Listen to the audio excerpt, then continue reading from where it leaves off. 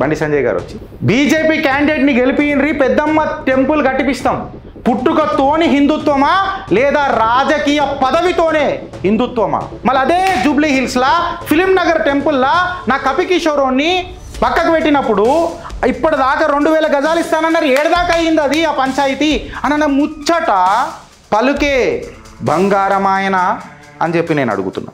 ఆ అమ్మలు కన్నా అమ్మకే పదవి వస్తేనే గూడొస్తుందా, నీడొస్తుందా? దేశం కోసం ధర్మం కోసం డైలాగులకు మళ్ళీ ఇవన్నీ ఎగ్జిక్యూషన్ మైండ్ సెట్కి ఎందుకు రావు? I miss Tiger Raja Singh, democracy ఖత్రేమే హే. మళ్ళీ ధృవరాటికి ఇది కనిపిస్తుందా?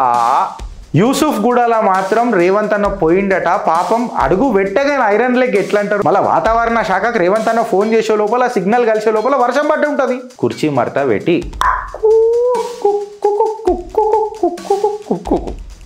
కేసీఆర్ ఇంకా బీజేపీ కలిసి 32 రూపాయల స్టేట్ ట్యాక్సులు వసూలు చేస్తున్నారు పెట్రోల్ మీద. మా ప్రభుత్వం వస్తే మేము దాన్ని అని అన్నాడు. ప్రభుత్వం రాగానే చేయి ఇట్లా అయిపోయింది, దాని తర్వాత ఇట్లా అయిపోయింది, దాని తర్వాత ఇట్లా అయిపోయింది. హవా హవా హవా ఏ హవా ముజుకో లుటా దే అని అన్నట్టు నడుస్తున్నది కథ. జై హింద్, జై భారత్, జై తెలంగాణ. ఫ్రెండ్స్, నేను మీ Girish Daramuni. Welcome to our channel Chitragupta. Jubilee హిల్స్లో ఎలక్షన్ జాతర. ఆర్ట్ ఎవరు వేసిండ్రు? ఆ ఆర్టిస్ట్ ఎవరు అని అనేది ఇలా పెద్ద క్వశ్చన్ మార్క్. ఎవరు వేస్తారో ఆ ఆర్ట్, మళ్ళా ఆ గుణాత్మకమైన ఆర్టిస్ట్ ఎవరు గణాంతక విజయానికి దారి తీసేది అని చెప్పి వేస్తే యాక్షన్ అని చెప్పి మనం సినిమా తీసుకొని పోతే ఆ కాలనీల సినిమా కాలనీలకు ఎంటర్ కావాలి. జూబ్లీ హిల్స్ ఎలక్షన్ జాతరల కార్నివల్ల హామీలు, వాగ్దానాలు, ఇన్ఫ్యాక్ట్ చెప్పాలంటే ప్రామిస్లు, లౌడ్ స్పీకర్లు అసలు అవసరం లేదు. టంటనకర ఢన్ అన్న ఢిమ్కా పెద్దగా ఉన్నది. వాళ్ళ మీటింగ్ల కంటే ఎక్కువ వీళ్ళ హామీలు ఎక్కువ ఉన్నాయి.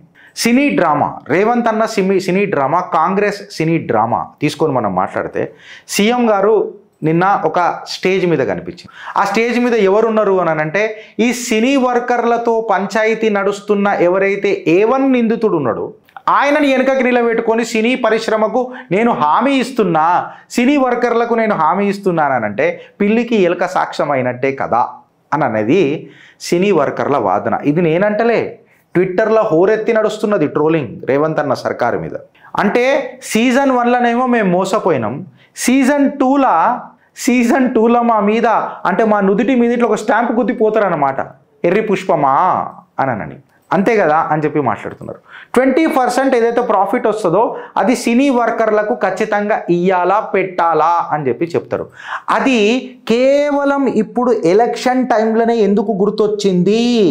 ఎందుకంటే సోషల్ మీడియాలో వాళ్ళు మాట్లాడుతున్నప్పుడు మీ మేనిఫెస్టోలో 34వ అంశమే మా సినీ వర్కర్ల చిత్రపురి కాలనీ, చిత్రపురి లేఅవుట్ ఏదైతుంది చూడు దాన్ని పరిష్కారం చూపుతాను అన్నారు. ఇప్పటిదాకా ఏమైంది అని అంటే బొందలగడ్డ మీద మూలలు కొట్టినట్టు అవుతుంది అని అంటారు.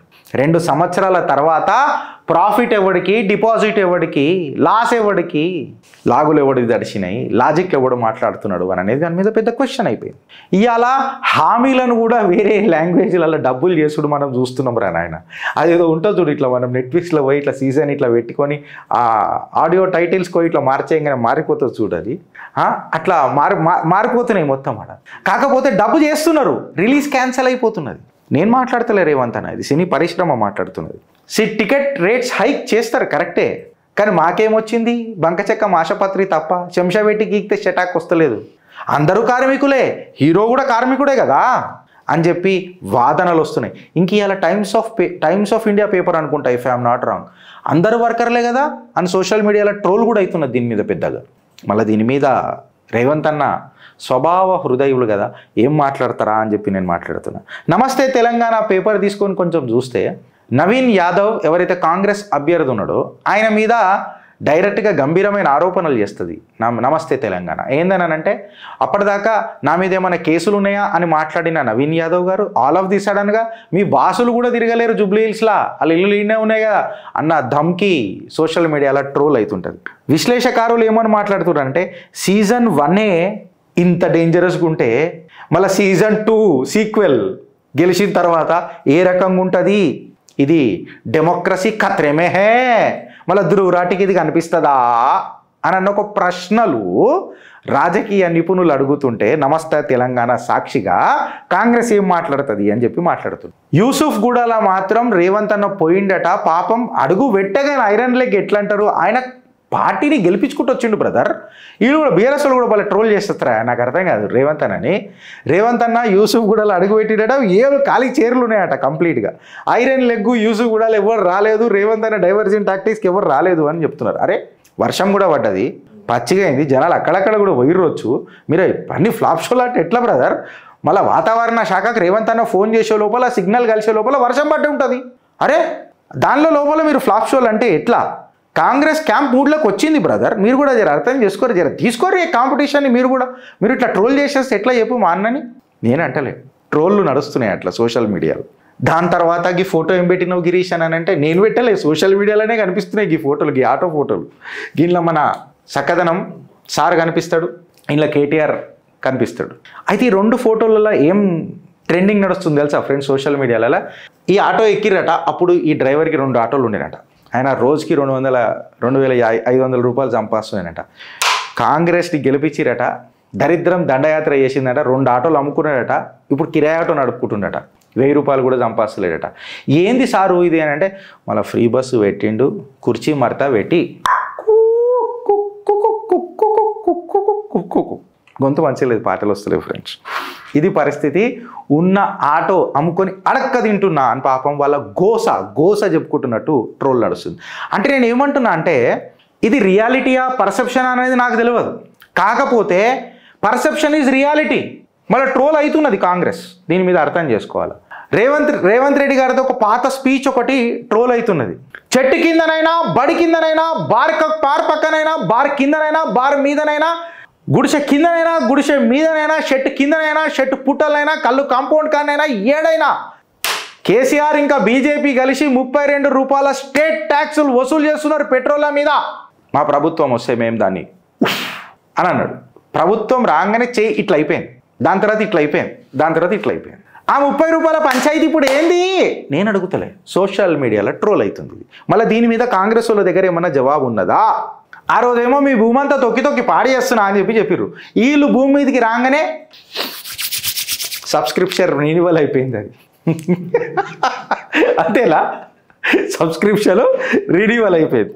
అయితే మాలాంటి పోరడోకోడు కాలేజీలో చదువుతున్న ఒక ఇంజనీరింగ్ స్టూడెంట్ వాడొకడు ట్వీట్ చేసిండు, అన్నా నేను ఫస్ట్ ఇయర్లో ఉన్నప్పుడు టికెట్ 30 నుంచి ఇప్పుడు 60 పెరిగిపోయిందన్నా, నేను 3rd సెమిస్టర్ చదువుతున్నానా, ఫ్రీ బస్సు మహిళలకు ఇచ్చిరానా, కాకపోతే నేనేం తప్పు చేసినానా, నేను కూడా విద్యార్థినే, మా ఇంట్లో నోట్లు కుద్దే మెషిన్లు ఉన్నాయన్నా, మా అయ్య అడిగేం చేస్తాడానా గిరిశనా అని చెప్పి ట్వీట్లు కొడుతుంటే చిత్రగుప్తులం బిడ్డ చిట్ట అనేది తిప్పుతాం అని చెప్పినాం. మళ్ళీ దీనికి ఏమన్నా సమాధానం చెప్తారా? హవా హవా ఏ హవా ముజ్జుకో లుటా దే అని అన్నట్టు నడుస్తున్నది కథ. హైడ్రా ఆఫ్ హైదరాబాద్ కాడికి వద్దాం ఫ్రెండ్స్. ఇక నేను దీని మీద ఎంత తక్కువ మాట్లాడితే అంత మంచిది. ఎందుకు చెప్పాలా, గొంతును వస్తుంది, సూర్యుడు కూడా బయటకు వస్తలేడు, డి విటమిన్ తీసుకుంటానన్నా జర బాడీ మంచిగా అవుతుంది అని అంటే రిస్క్ తీసుకోలేము. ఇప్పుడు మనం కొన్ని రిస్కులు తీసుకోలేము, నోరు ఖరాబ్ చేసుకో, ఎందుకంటే అన్నిసార్లు మాట్లాడుకున్నాం ఈ హైడ్రా గురించి. ఇదంతా అయిపోగానే చిత్ర విచిత్రంగా బీఆర్ఎస్ కూడా కొన్ని ట్రోల్ అవుతాయి. అగో వీళ్ళకు ఖిలాఫ్, వీళ్ళు వాళ్ళకు ఖిలాఫ్, వీళ్ళకి ఖిలాఫ్. అరే వాళ్ళు అట్లనే ఉన్నారు, నేను కాదని అంటలే, వాళ్ళు అట్లనే ఉన్నారు, నువ్వు ఇట్లనే ఉన్నావు. గిరీష్ ఎవరి గురించి మాట్లాడుతున్నావు? బీజేపీ బ్యాక్ పైపర్ మూమెంట్ వచ్చింది. మన బండి సంజయ్ గారు వచ్చి నేను టికెట్ రేట్ అది కూడా పెట్టిన చూడాడు 60 రూపాయలు. ఆధారాలతోనే మీ చిత్రగుప్త, ఆధారాలు లేని మేము ఏది మాట్లాడాం. మళ్ళీ ఇప్పుడు ఆర్టిస్ట్ ఎవరు అనేది డిస్కషన్ జరుగుతుంది కదా, అందుకని. So BJP back piper moment వచ్చింది. బండి సంజయ్ గారు వచ్చి బీజేపీ క్యాండిడేట్ని గెలిపినరి పెద్దమ్మ టెంపుల్ కట్టిపిస్తాం, ఎవడాపుతాడో మేము కూడా చూస్తామన్నా అని చెప్పి మాట్లాడతాడు. అన్న మీసం నింపిండి అని అన్నట్టు అనిపించింది. కాకపోతే ఆ మీసం అనేది గెలుస్తూనే ఉంటుందా? హిందుత్వం అనేది నరనరాలు ఉండదా?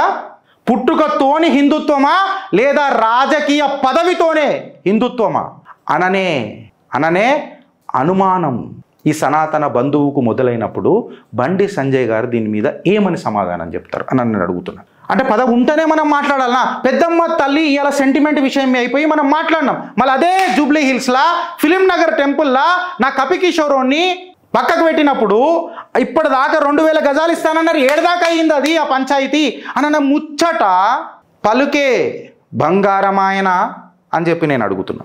దీని మీద ఏమన్నా మాట్లాడతారా? 87,000 ఎకరాల భూమి ఉంటే అందులో 20% భూములు దేవాలయాలకు చెందిన భూములు అన్యక్రాంతం అయిపోతున్నది. దాని మీద పల్లెత్తు మాట లేని పంచాయతీ కేవలము బీజేపీ జూబ్లీ హిల్స్లో గెలుస్తేనే పెద్దమ్మ తల్లికి గూడు కట్టిస్తామా అంటే రాజ్యాధికారము మన పెద్దమ్మ తల్లి కంటే పెద్దగా అయిపోయింది అయ్యాలా పదవి. ఆ అమ్మలు కన్నా అమ్మకే పదవి వస్తేనే గూడు వస్తుందా నీడొస్తుందా అన్న ప్రశ్న ఈ సనాతన చిట్టి గుండెకు అడుగుతుంటే ఏం మాట్లాడాలా అని నేను అడుగుతున్నా. వాళ్ళు అట్లనే ఉంటారు, వాళ్ళు అట్లనే ఉన్నారు కాబట్టే మీరు వచ్చిరు కదా. మళ్ళీ మీ కాళ్ళకి తేడా అయింది అని అంటున్నా. మళ్ళీ ఇదే ముచ్చట సీతారాంపూర్లో ఎందుకు మాట్లాడతలేరు? 1,148 ఎకరాల భూమి అన్యక్రాంతం అవుతుంటే, కోర్టులు తీర్పులు అడుగుతుంటే, రాష్ట్రీయ వానర సేన అడిగినోనికి అడగనోనికి గోడు పెట్టుకుంటా చెప్పుకుంటూ పోతా ఉంటే ఏ ఒక్కరు మద్దతు తెలుపరే, మాట్లాడరే. పాస్బుక్లు గతిలేవు 53% ఆఫ్ ది దేవాలయ భూములకు. ఎండోమెంట్ డిపార్ట్మెంట్ దగ్గర బ్లూ ప్రింట్లు గతిలేవు. ఏమా అని ఒక్క ప్రశ్న రాదే?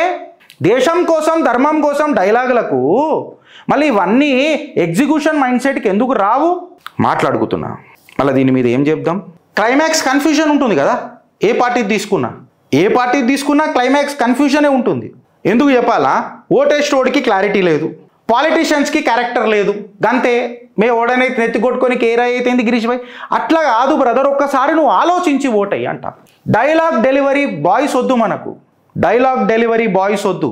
కటౌట్లు పెట్టుకొని పెద్దరికం చూపెట్టుకునే పోస్టర్ బాయ్స్ వద్దు మనకు మన ధర్మానికి నిలబడే దురంధరుడు కావాలి, దుర్యోధనుడు కాదు. ఇది నేను అడుగుతున్నా. భారతీయ జనతా పార్టీ టెంపుల్ల మీదనే పంచాయితీ, కాంగ్రెస్ టికెట్ల మీదనే పంచాయితీ, రేవంత్ అన్న డిపాజిట్లు వస్తాయా అని అన్న పంచాయితీ, బీఆర్ఎస్ మీద దుమ్మెత్తిపోసే పంచాయితీ లేనిది ఎవడని అంటున్నా. ఎవడికి ఎంత మ్యాండేట్ అని చెప్పి నేను ఇవాళ అడుగుతున్నా. ఇవాళ ఓటర్లను అడిగినావు అనుకో, అరే మీ పంచాయితీ పక్కకు పెట్టరా, ఈడ డ్యూప్లెక్స్ స్పాట్ హోల్స్ ఉన్నాయి, గుంతలలో డ్యూప్లెక్స్ గుంతలు ఉన్నాయి తెలుసా నీకు?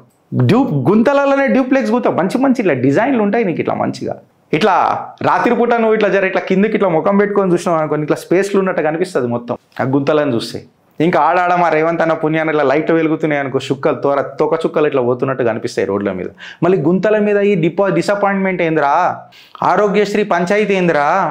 హాస్పిటల్లో లుటాస్తున్నారా, బెడ్లు గతి లేవురా, డాక్టర్లు గతి లేవురా, ఇన్సూరెన్స్ ఉన్నా నాకు ఫీజు ఎక్కువ అవుతున్నదిరా, ఈ ఇన్ఫ్లేషన్ని నేను కంట్రోల్ ఇట్లా చేసుకునేదిరా అని చెప్పి మాట్లాడితే కంప్లీట్గా ఈ జూబ్లీ హిల్స్ పంచాయతీ ఎట్లున్నది అని అంటే, రాజకీయ పంచాయతీ ఎట్లున్నది అని అంటే, డ్రామా ఎక్కువ, డెలివరీ తక్కువ.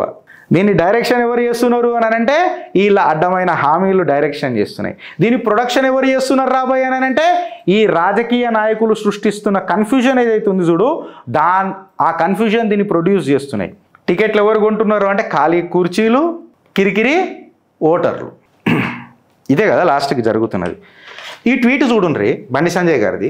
ఈ tweet, ministers calling women officers at night in the lowest point of Congress rule. Situation ఏమున్నది అని అనేది ఇక్కడ ఏం రాయలే ఆయన, అంతే కదా. ఆయన ఏమని అన్నారు? Ministers calling women officers at night is the lowest Congress rule as women officers break barriers with courage. ఇదంతా ఫిలాసఫీ కొట్టిండు. CM Revanth Reddy must order and immediate enquiry into the reports of women call to the offices and houses by the ministers at add hours. We demand remove. అంటే ఏమైంది? సరే 12 గంటలకు 2 గంటల రాత్రికో పిలిచిర్రు, ఏమన్నా వాళ్ళతో అసభ్యంగా బిహేవ్ చేసిర్రా? ఇప్పుడు లా అండ్ ఆర్డర్ సిచ్యువేషన్ వచ్చిందనుకో, ఆ తాలూకా ఐపీఎస్ ఆఫీసర్ రావాల్సిందే, ఆ కలెక్టర్ ఆఫీసర్ రావాల్సిందే. గవర్నమెంట్ ఉద్యోగం అది, మన ప్రైవేట్ ఎంటర్ప్రైజ్ కాదు కదా బండ సంజయ్ అన్న. మన సామ్రాజ్యం అయితే అది వేరే విషయం. గవర్నమెంట్ ఆఫీసర్ ప్రజలకు ఇప్పుడు వర్షాలు పడుతున్నాయి, అకాల వర్షాలు పడుతున్నప్పుడు, వరదలు వస్తున్నప్పుడు ఖచ్చితంగా ఏదైనా ఎమర్జెన్సీ మీటింగ్ రావాలన్నప్పుడు పిలుస్తారు.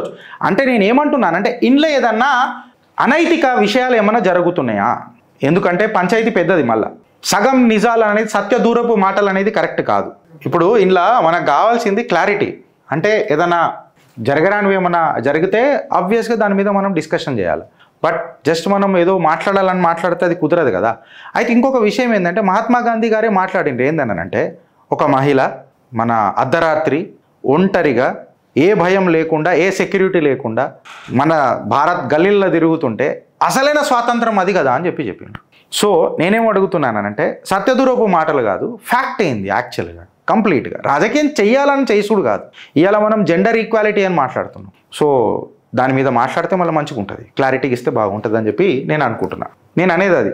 తర్వాత బండి సంజయ్ గారు ఏం ట్వీట్ చేశారంటే school land was allotted to the Muslim grave yard, Hindu temples to the industries etcetera etcetera. మళ్ళీ దీని మీద మీ పోరాటం ఏంది?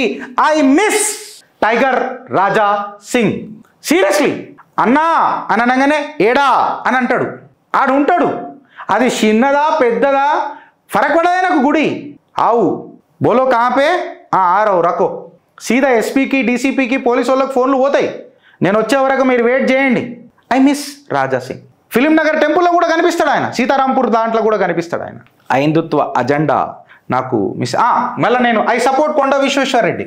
సీతారాంపూర్ దేవాలయంలో ఆయన నా చెవులతో నిన్న మాట అసలు నేనే కొంచెం నాకు సిగ్గుపడుతున్నా. నేను ఇది నా పార్లమెంట్ కాన్స్టిట్యుయెన్సీకి వస్తుంది, ఇది నా రేడర్లకే ఎట్లా పోయింది, నేను దీని మీద కొట్లాడతా అని చెప్పి 1148 acres ఆఫ్ ల్యాండ్కి అట్లీస్ట్ ఆయన మద్దతు తెలిపిండు, దానికి సపోర్ట్గా నిలబడ్డాడు, ప్రభుత్వానికి ఒక లేఖ రాసిండు కొండ విశ్వేశ్వరరెడ్డి. నేనేమంటున్నా మళ్ళా 20% ఆఫ్ ది భూమి సాక్షాత్తు రేవంత్ రెడ్డి గారే మాట్లాడిండ్రు పార్లమెంట్ అసెంబ్లీ సాక్షిగా. మనం ఏం చేసినాం? మందిని అనే కంటే ముందు మనం ఏం చేసినాం? రాజ్యాధికారంతోనే పెద్దమ్మ తల్లికి దేవాలయమా? చాలామంది ఇప్పుడు నాకు నెగటివ్ కామెంట్లు పెడతారు, నాకు తెలుసు పెయిడ్ బ్యాచ్ ఉంటుంది, నన్ను పెయిడ్ బ్యాచ్ అంటారు. బట్ నన్ను పెయిడ్ బ్యాచ్ అనే కంటే ముందు సిగ్గు శరం ఏమని ఉంటే ఫస్ట్ నేను అడిగిన ప్రశ్నలకు సమాధానం చెప్పాడు. నిందలు మోపుడు కాదు, ఫస్ట్ మన బంగారాలు చక్కగా ఉన్నాయా? అలా బంగారాలు అట్లనే ఉన్నాయి వచ్చిరా భయ్, మన బంగారాలు చక్కగా ఉన్నాయా? ఫస్ట్ బాధ్యత బరువు భద్రంగా ఉన్నదా? భారత్ మాతాకి జై.